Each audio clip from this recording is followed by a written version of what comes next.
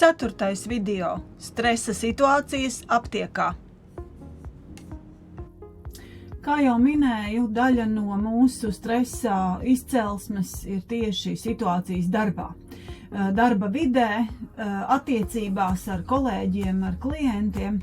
Tieši tāpēc gribēju demonstrēt pāris situācijas, kurās varat pavērot gan klientu uzvedību, gan aptiekas darbinieku uzvedību, farmaceitu uzvedību, un mazliet pāanalizēsim, kā tad šādās situācijās būtu jārīkojas un kādi ir pamatu ieteikumi stresa situācijām jūsu darba vidē. Tā, man vajadzēs jūsu dokumentu tad.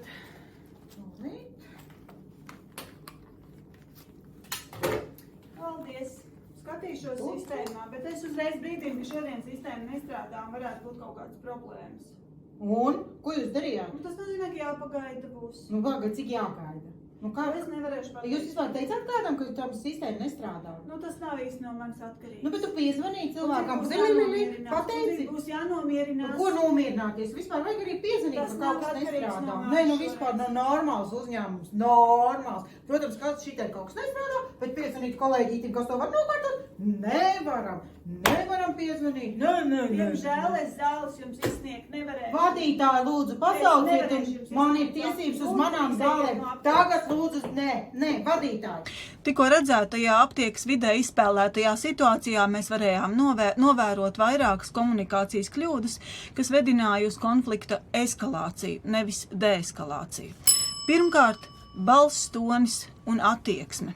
Jau no pirmās minūtes jūtama aptiekas darbinieka uzkrītoši izaicinošā attieksme, kas veicina jau tā agresīvo un uzbrukošo klientu turēties pretī, strīdēties, nevis vedināt uz sadarbošanos un situācijas risinājumu. Otrakārt, frāze "nomierinieties, jums jānomierinās".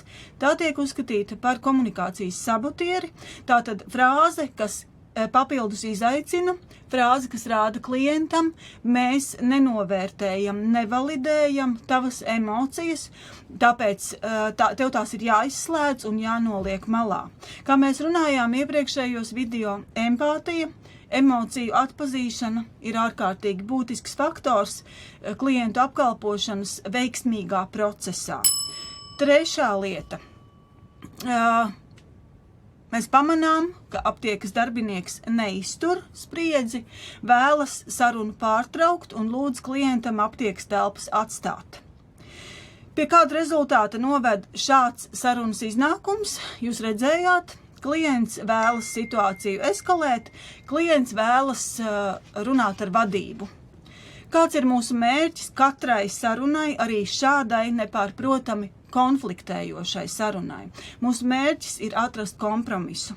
Arī tad, ja mums ir svarīgi uzvarēt, ja mums ir svarīgi panākt to, parādīt klientam, ka klientam nav taisnība, vai parādīt, ka klients ir agresīvs un kaut kādā veidā mūs aizskar, tas noved pie papildus situācijas eskalēšanas un īstermiņa uzvara var ilgtermiņā izrādīties ārkārtīgi problemātiska situācija uzņēmuma tēlam, reputācijai. Jā, mēs noteikti mēģināšu apskatīties, bet es uzreiz brīdinu, ka šodien sistēmā strādā ļoti lēnām. Es darīšu, ko varēšu, bet tas varētu aizņemt laiku.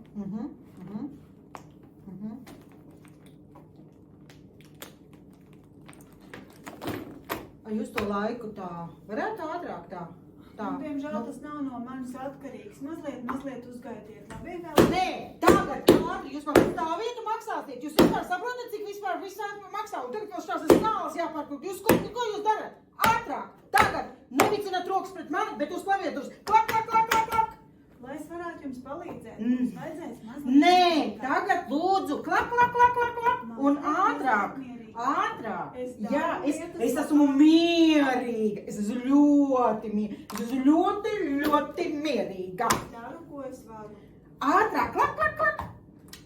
Šobrīd ir sistēmā kaut kāda sistēmas kļūda. Aha. Bet pirkstiņi. Tā, man ir priekšlikums, ja sistēma jums ir steidzama. Jā. Sistēma šobrīd neiet. Varbūt mēs varam vienoties, ka jūs ienāksiet aptiekā vēlāk mazliet. Kas tas ir vēlāk? Cik? 5 minūtes, 10 minūtes, pusstundu, 20? Kad? Es droši vien jums ieteiktu ienākt dienas beigās. Dokumenti, dodiet šurp. Arī šajā situācijā mēs runājam par 3 svarīgām rīcībām, svarīgiem punktiem, kam jāpievērš uzmanība. Pirmkārt, šis kāpēc.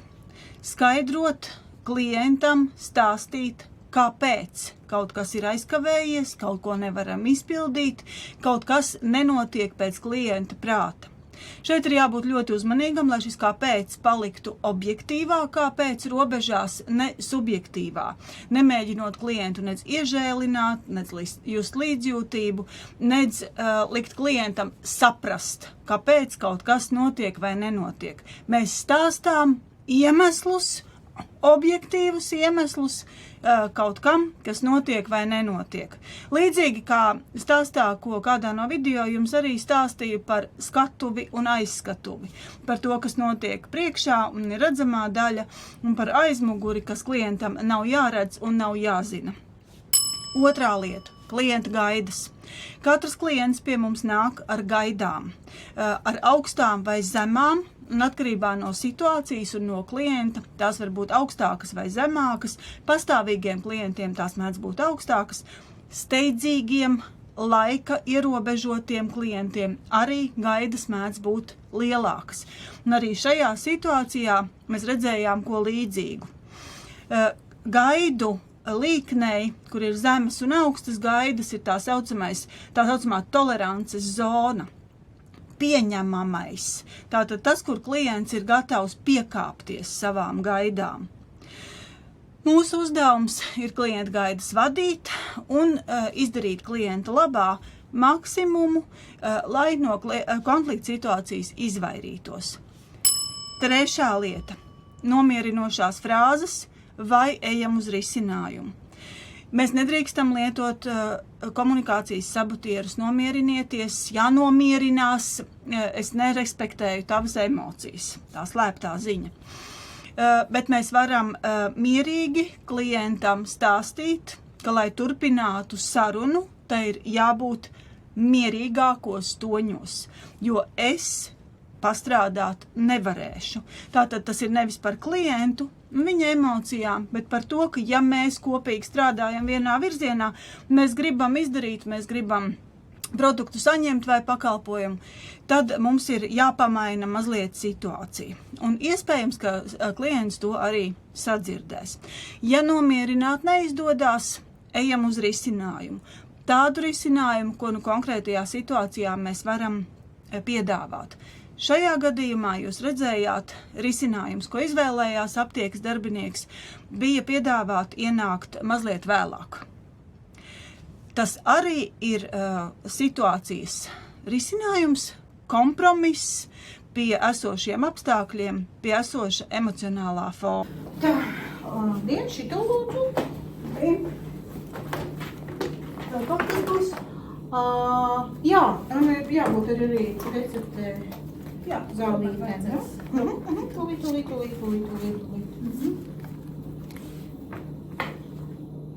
Un maisīgi vajadzēs arī daudz zālīšu šodien, jā? Labi, dosim.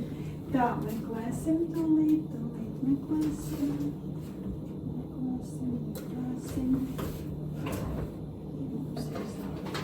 Tā.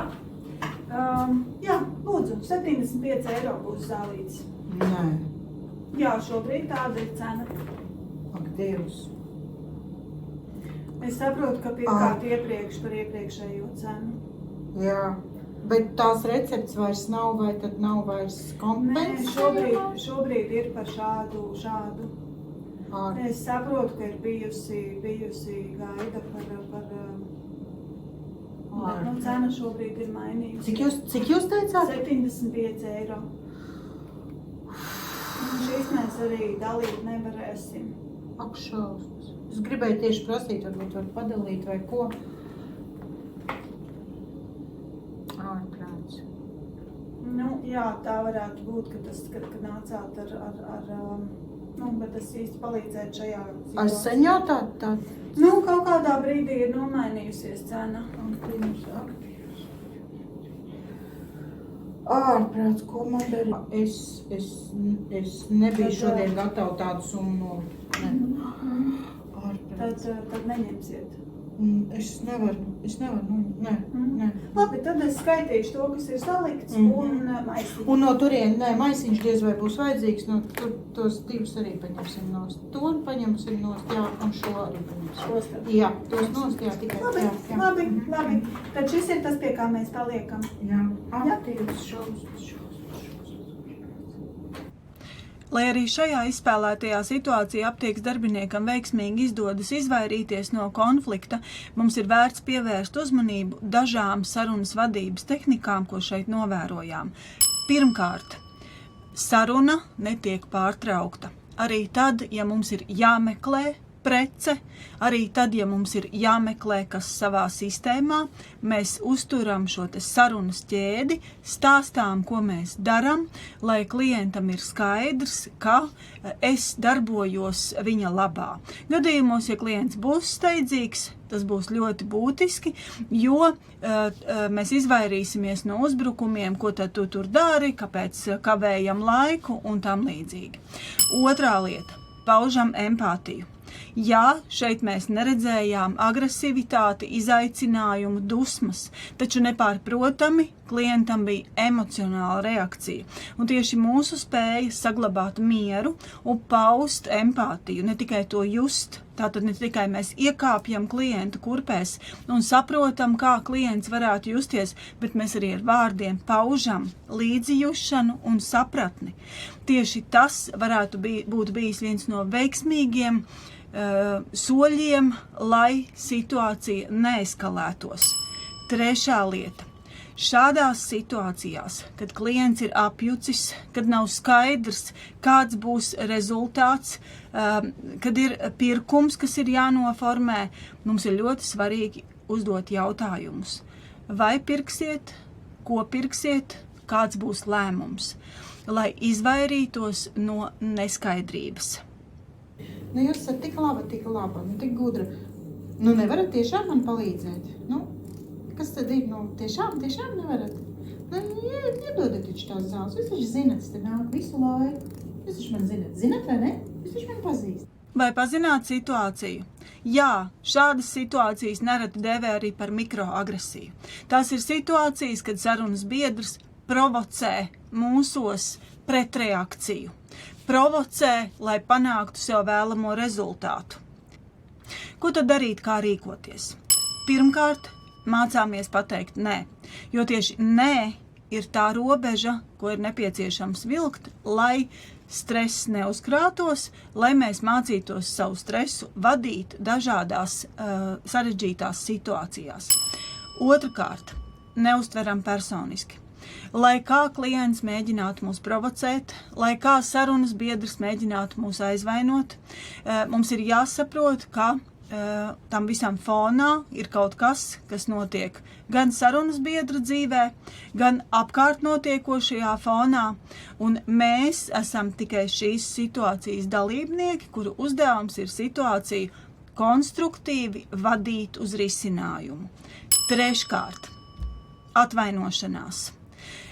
Mums vienmēr jāatceras, un pētījumi rāda, ka tieši atvainošanās nereti ir tā, kas situāciju atrisina vai nekavējoties, vai ļoti drīzā laikā. Bet atvainoties nenoliedzami nav viegli, jo jau pašā vārdā ir iekodēts vārdiņš vaina. Tātad tā ir vainas uzņemšanās. Un vainas uzņemšanās tīri cilvēciski nav ļoti vienkārša, psiholoģiski nav ļoti vienkārša.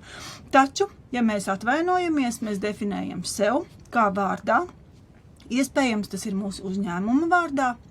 Un otrā lieta atceramies, ka pastāv vainas uzņemšanās bez vainas, jeb atvainošanās bez vainas uzņemšanās, un tā ir empātijas paušana. Tas ir šis vārdiņš, diemžēl, ko mēs varam lietot daudz biežāk, nekā mēs to darām ikdienā.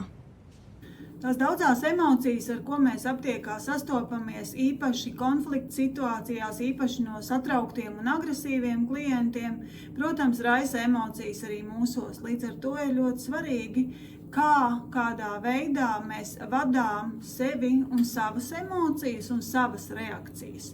Un tas ir izdarāms gan ar pasniegšanas veidu, tātad runājam lēnām, runājam neskaļi, lai neradītu iespaidu, ka mēs uzbrūkam, ka mēs reaģējam, ka mēs atbildam ar nosacītu agresivitāti. Mums var palīdzēt mūsu seja, smaids, žesti, mazliet paliekšanās uz priekšu, ieinteresētības rādīšana par cilvēku un viņa problēmu. Visa pamatā ir nebūt agresīvam, bet būt pārliecinātam par to, ko es runāju. Zināt savu produktu, zināt, kā vadīt sarunu, zināt, kā piedāvāt izvēli un arī kā risināt konfliktus, kas ir daudzu emociju, tādu savstarpējo emociju apmaiņas pamatā. Apkopojot iepriekš redzēto un iepriekš dzirdēto un novērotās situācijas aptiekā, gribu uzsvērt. Pirmkārt, saglabājam mieru, nomierinam sarunas biedru, uzdodot jautājumus, atceramies tehnikas par 3 secīgiem racionāliem jautājumiem, lietojam kāpēc, bet nestāstām par aizskatuvi, rādām empātiju, ne tikai to jūtam, atvainojamies bez vainas uzņemšanās, ja vaina ir jāuzņemas, uzņemamies, reaģējam pieklājīgi, neatkarīgi no tā, kā uzvedas un reaģē mūsu sarunas biedrs, un pats galvenais – neuztveram personiski. Un atkal laiks apstāties, padomāt, pierakstīt, ko dzirdējāt, ko novērojāt, kādi jautājumi radās.